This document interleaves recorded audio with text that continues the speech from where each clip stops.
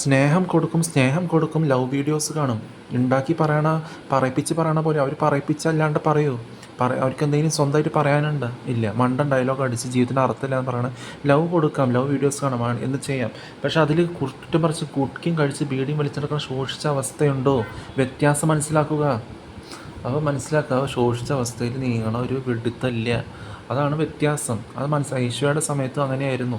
സ്നേഹം കൊടുക്കും, എല്ലാം സദ്വചനങ്ങൾ, സ്ട്രോങ് കാര്യങ്ങൾ ഷെയർ ചെയ്യുന്നതാണ് പ്രാർത്ഥന എന്ന് പറയുന്നത്. അതിൽ വിഡിത്തം കൈമാറുന്നതല്ല പ്രാർത്ഥന. തമ്മിൽ തമ്മിൽ കുഴിയിൽ ചടിക്കുന്നതല്ല പ്രാർത്ഥന. ജീവനില്ലാത്ത വിഗ്രഹങ്ങളെയും ജൽപ്പന ജപമാല ചെയ്യുന്നതല്ല പ്രാർത്ഥന. ശോഷിച്ച മുസ്ലിംസും ശോഷിച്ച ഹിന്ദുസും ശോഷിച്ച റോമൻ കാത്തലിക്സ് ഇതന്നെ തലയിൽ കയറ്റി വെച്ച് കുമ്മുട്ടിയും ഷൂർക്കാനും ഇതന്നെ ചെയ്തുകൊണ്ടിരിക്കണേ. അവർക്ക് സ്വന്തമായിട്ടൊന്നും പറയാനില്ല. ഇത് പറയിപ്പിക്കാണ്ട പറയണേ. എന്നോട് ആരും മുഖത്ത് നോക്കി പറയിപ്പിച്ചിട്ടില്ലേ? മുഖത്ത് നോക്കി പറഞ്ഞാലും പറഞ്ഞില്ലെങ്കിൽ പറഞ്ഞിട്ടില്ല എന്ന് പറയണേ. കൊള്ളണല്ലേ? വ്യത്യാസം നിങ്ങളെ മുൻപ് സമയത്ത് ഞാൻ ചെയ്തിട്ടില്ലേ? അത് മനസ്സിലാക്കാൻ വ്യത്യാസം മനസ്സിലാക്കാൻ പഠിക്കുക. ഏത് സമയത്ത് തുടങ്ങിയ സർക്കംസിഷൻ ചെയ്തിട്ട് എന്താണ് മനസ്സിലാക്കുക?